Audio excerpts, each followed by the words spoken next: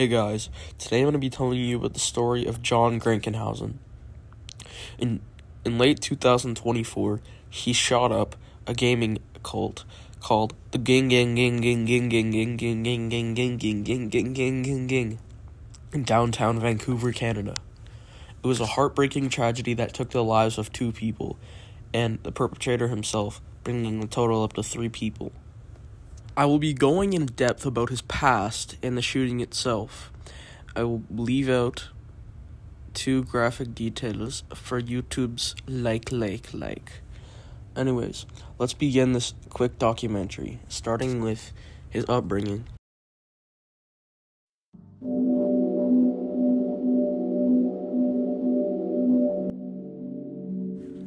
John was born in late 2009 on December 9th, 2009, to Nautica Malone and his then-wife, Sharon. They lived on the outskirts of Saskatchewan in a cul-de-sac.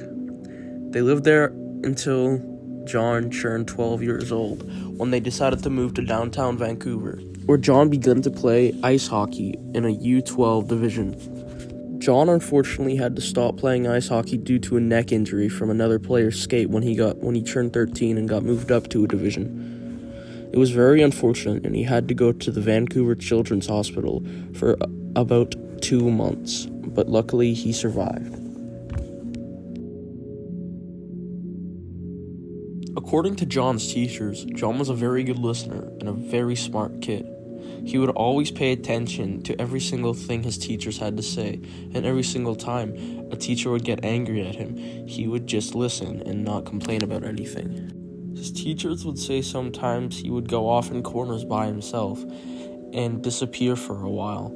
Some kids would say they would see him twiddling his thumbs and sucking on them sometimes, which they reported to be obscure because he would stand up and begin kicking everything near him, which made kids steer further and further away from him, leading him to fall into a deep depression.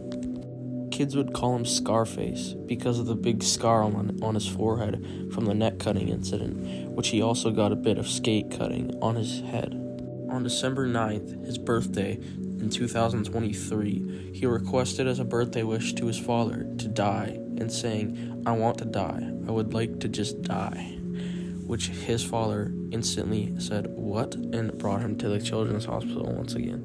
Once at the Children's Hospital once again, he would be put in the mental health unit with the schizophrenic people and the bipolar people. He would say to the counselors that he wants to die and there's no reason to live. He's more depressed than anyone could ever be in this entire world, quote. In early 2024, his father, Nautica, attempted suicide, which really crushed John. The attempt failed, and he had to tell his son straight up that he tried to take his own life due to depression and other mental illnesses. John then said, quote, to his father, "If you go, I go. I'm going to die with you. Nothing is going to stop that. You're the last thing I have in my life. I just want to die. You are keeping me alive." This apparently heartbroke Nautica, which caused his depression to go deeper and deeper, as so did his son's. John would start posting on Reddit about his bad thoughts and all of his bad things he wanted to do to people, which I will now showcase.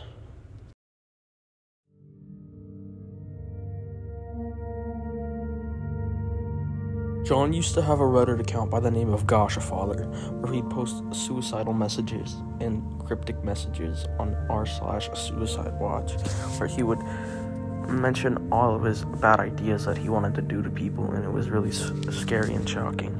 Only one post is archived, which I just showed on screen, but one of them reportedly used to say some extremely violent things, which was then swiftly taken down by the moderator. One of the moderators there, U/Grunkle Stan, used to say stuff like he would like to watch movies and zombie films, which were nothing out of the ordinary, until his posts started getting really out of hand and disgusting and violent. He was then swiftly removed from the subreddit, and has never been seen back in the subreddit ever again since then. He kept making these cryptic posts until November 2024, where he eventually just snapped and stopped using everything and desocialized from everywhere.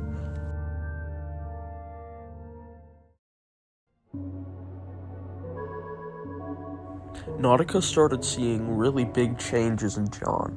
He would constantly isolate himself and stay in his room all day, while Nautica could hear him whispering things to himself that were definitely not sane things.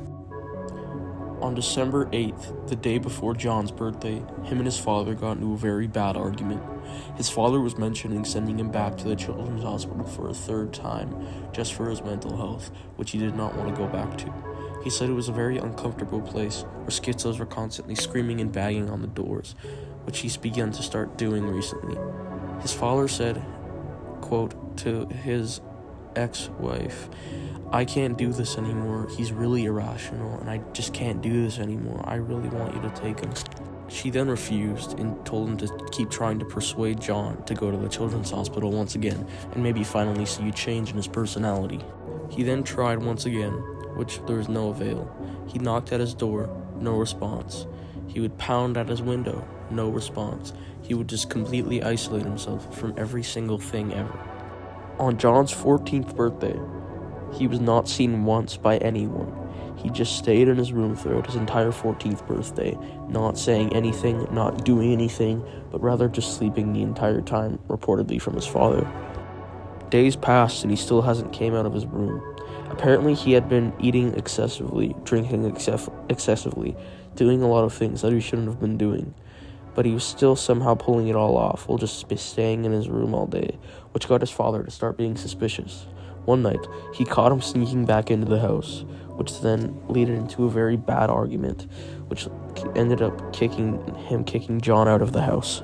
On December 15th, 2024, he begged to come back to the house, and he said, "I won't do anything bad anymore. I'll start being a good person. I'm so sorry."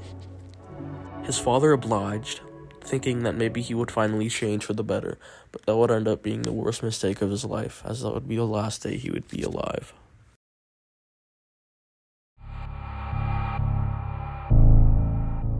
John woke up early at 6:30 a.m. in the morning, as his father was still asleep in the room beside him. He went to go knock on his door to see if he was awake, which he was not, so he proceeded to break into his room. After scanning him, realizing he was still asleep, he went to go retrieve a hammer from his dad's garage and came back into his room while he was still asleep, aggressively pounding the hammer against his face until Nautica passed away.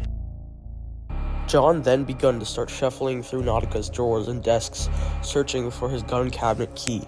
After about 5 minutes of searching, he finds the key and goes to retrieve his father's guns. John then grabs Nautica's G19X Glock pistol and proceeds back to his father's bedroom, where he is currently bleeding out on the bed.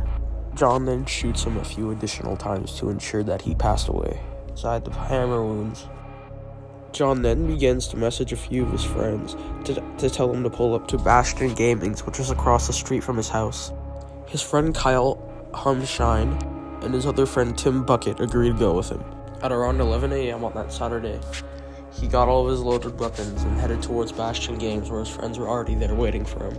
Whilst loading his Glock, he accidentally discharged the pistol, causing him to shoot a glass window right in front of his house.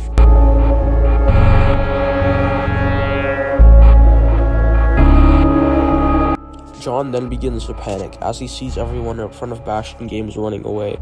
He sees his friend Tim and Kyle running into Bastion Games, so he then barges outside of his door and begins firing blank shots at Kyle and Tim. One of these shots flew past Kyle and Tim and ended up hitting the receptionist, the game tournaments for that day. Marcus Johnson ended up being shot in his shoulder, but luckily survived and fell to the ground. Tim and Kyle realized the shooter was one of their closest friends, and they decided to question him and just yell, "Why are you doing this?" Tim and Kyle then realized that John was not going to stop. Even though that they were his closest friends during his darkest times, he still did not care about who they were. Tim then ran and left Kyle in the dust, which left Kyle shaking and frozen in the middle of the game center. John then shoots Kyle straight in the back of the head, which ends up killing him instantly. He falls to the floor and bleeds out all over the floor. John then realizes he only has one bullet left, and the police will be there soon enough, so he puts the gun to his chin and pulls the trigger.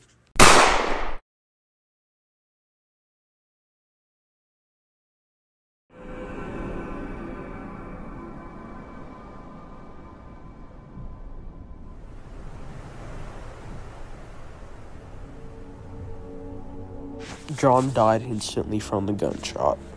His body was taken out of the store at roughly 11 a.m., along with Kyle and the wounded Marcus.